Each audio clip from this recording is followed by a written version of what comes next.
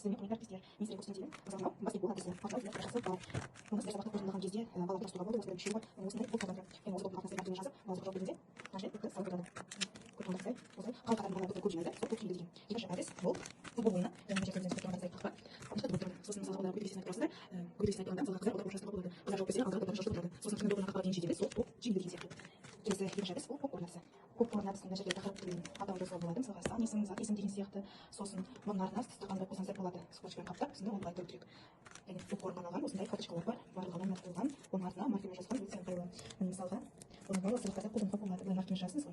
Сосын соны өшіріп тастауға болады. Былай кетіп қалады. Бұл попкорн әдісі. Бұлардан үшеуі бар.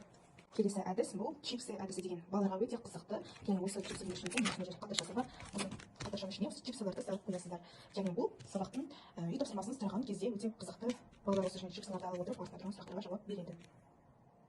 Олардың өз сабағында қолданып жүрмін, балаларға өте қызықты. Келесі бұл рефлексияға өте қызықты. Бұл жерде әуе шарлары. Сіздер бұл әуе шарларын ақтанада сабақта қорытындылау кезеңінде қолдануға болады. Сұрақтарды жазып, мына жерге іліп қоясыздар. Яғни мына тақталарыңызды қосасыздар ғой. Қосқаннан кейін мына жерде аспанның суреті тұрса, сол аспан суретіне мына жерге скотчпен іліп қоясыздар. Сосын балалар алып, артына тұрған сұраққа жауап береді. Балаларға өте қызықты. Қаласаңыздар, қазір мен сіздерге бір суретін көрсетемін. Тағы бір әдістің түрі бұл аквариум әдісі деп аталады. Мына жердегі сөз мағынасы антоним синонимдер берілген. Тақтаға осылай іліп қоясыздар. Балалар осы аквариумда балға толтыру керек. Яғни осындай 20 карточка бар. Солардың артында сұрақтар жазып тұрады. Мысалға, сұрау естіңдер. Мысалдар, ыстық суық деген сияқты балалар соны ажыратып, қоймасына барып қыстырып жинау керек.